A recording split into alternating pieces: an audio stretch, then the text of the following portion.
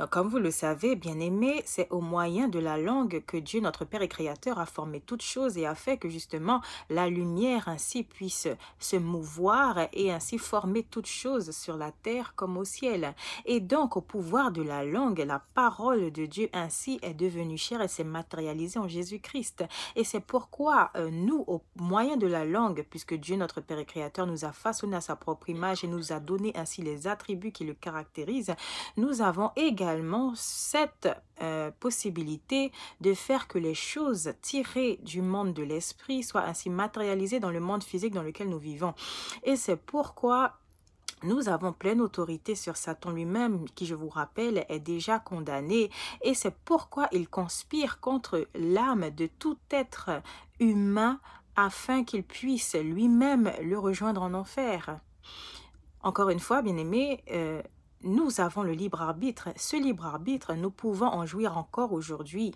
C'est pourquoi justement Jésus-Christ nous appelle littéralement à le suivre, à lui revenir, à revenir à Dieu avant qu'il ne soit trop tard, tout simplement.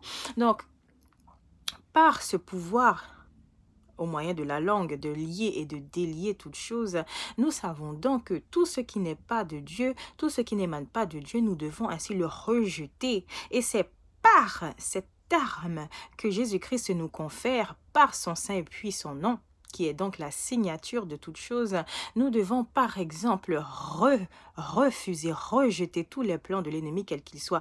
Si vous êtes justement assailli, quelles que soient les circonstances, par une soudaine oppression ou alors un sentiment de peur, de crainte face à une situation ou face à une personne, alors ce que vous devez faire justement, c'est nommer cette chose qui est un esprit, car encore une fois, bien aimé, comme vous le savez, Satan lui aussi est esprit, et donc sa hiérarchie, son royaume lui-même est esprit. Et tous ces démons le sont également, ce sont ces démons-là qui assaillent tout être humain, qui jettent l'être humain dans la confusion, qui jettent l'être humain dans toute forme d'esclavage, quel qu'il soit tout simplement. Alors cet esprit, ces esprits, quels qu'ils soient, vous les nommez ainsi.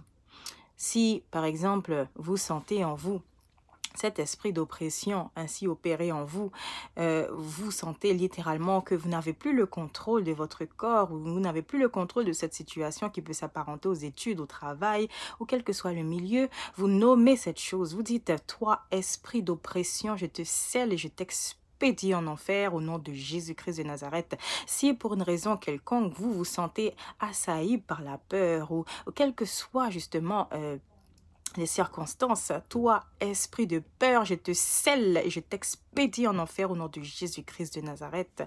Voilà, sentiment de tristesse, si par exemple, je ne sais pas, vous êtes dans un environnement qui est propice à la tristesse, ou vous vous sentez seul, ou autre, vous nommez ce sentiment-là, vous nommez cet esprit littéralement, et vous dites, toi, esprit de solitude, esprit de tristesse, je te scelle et je t'expédie en enfer au nom de Jésus-Christ de Nazareth. Tout simplement, bien-aimés, alors ce sont des armes littéralement que Jésus-Christ nous donne, ces armes spirituelles, car je vous rappelle que nous ne luttons pas contre la chair et le sang, c'est-à-dire que nous ne luttons pas contre l'homme, mais contre toutes les principautés, contre toutes les autorités de ce monde des ténèbres, et donc contre ces esprits malfaisants qui agissent derrière l'homme afin de jeter la confusion.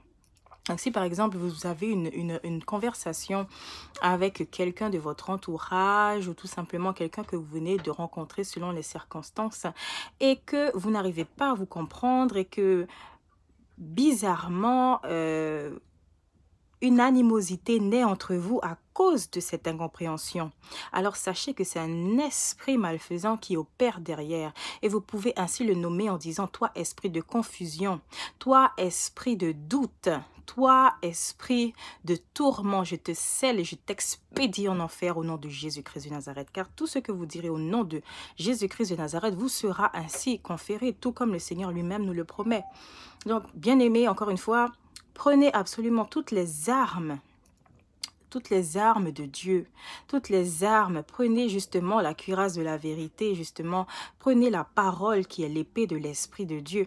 Et tout cela, Comme il est reporté dans le livre des Éphésiens chapitre 6 versets 12 à 18, bien-aimés, à force que vous pratiquerez votre foi, à force que vous serez ancrés dans votre foi, ainsi toutes ces choses ne pourront plus vous assaillir. Ces choses n'auront plus d'emprise sur vous comme cela pourrait l'être au début tout simplement. Vous voyez, c'est comme un muscle que vous travaillez au quotidien. Plus justement vous l'entraînez à l'exercice et plus justement il prend du volume, plus justement il se forge, plus justement il devient ferme. Et c'est cela dont il s'agit. Il faut que vous vous affermissiez dans votre foi afin que l'ennemi sache littéralement qu'il est et qu'il doit demeurer votre marchepied jusqu'au retour de notre Seigneur. Alors, puisque vous prenez ainsi confiance en vous en ce sens, vous pourrez littéralement passer le flambeau à votre prochain et faire que lui également ne soit plus accablé par qui que ce soit ni quoi que ce soit. Je viens par exemple concernant la maladie, bien aimé, la maladie qui justement est également un jet, une éjection, une attaque de l'ennemi, tout simplement, quelle que soit la maladie. Et vous dites littéralement dans votre foi, sans douter aucunement, toi, esprit de maladie, esprit d'infirmité, je te scelle, je t'expédie en enfer, expressément au nom de Jésus-Christ de Nazareth. Car je vous le rappelle, bien aimé, comme il est écrit dans le livre d'Ésaïe au chapitre 53, verset 5, Jésus-Christ, c'est par ses meurtrissures que nous sommes guéris. Il a porté toutes nos maladies, toutes nos infirmités, toutes nos afflictions, nos peines, nos hontes, toutes nos souffrances, nos déboires, nos addictions, quelles qu'elles soient. Il les a toutes portées déjà et il les a crucifiées avec lui-même à la croix. C'est pourquoi lorsque nous naissons de nouveau, nous sommes régénérés dans notre esprit et puisque l'Esprit Saint de Dieu vient ainsi nous habiter, alors nous savons que cet Esprit Saint nous donne le pouvoir justement littéralement d'évincer l'ennemi de nos vies en pratiquant notre foi. C'est donc au moyen de la foi que nous sommes justifiés aux yeux de Dieu tout simplement. Plus nous l'exerçons, plus nous nous y attelons et plus nous demeurons ancrés en Christ. Et ainsi toutes nos pensées sont littéralement tourner vers Christ dans tout ce que nous faisons, dans tout ce que nous disons, voyons, pensons, touchons, etc. C'est ainsi que le Seigneur, à mesure que nous cultivons cette relation avec lui, à mesure que nous invoquons son nom, que nous sommes ancrés en lui et que l'ennemi lui-même, du coup, n'a plus d'emprise sur nos vies, tout simplement. C'est ainsi que nous grandissons dans la foi et que nous nous sanctifions, c'est-à-dire que si, par exemple, il y a des péchés mineurs que nous aurions tendance à commettre, alors ces péchés mineurs soit littéralement, ils disparaissent ou alors petit à petit, justement, vous vous en débarrassez tout simplement. C'est ainsi que le miracle opère, c'est ainsi que Jésus-Christ opère parce qu'il est le même hier, aujourd'hui et pour l'éternité. Donc les miracles, ils continuent de les opérer dans la vie de tout un chacun. Et c'est la foi qui est la clé de toute chose, tout simplement. C'est la foi qui fait que le royaume de Dieu, littéralement, vous pouvez ainsi le voir tel qu'il est et que vous pouvez découvrir Dieu en Christ dans toute sa splendeur. Alléluia. N'oubliez pas, bien-aimés, que le royaume de Dieu, il est en nous. Et encore une fois, plus vous le cherchez, plus vous cherchez la face de Dieu, plus littéralement il se révèle à vous.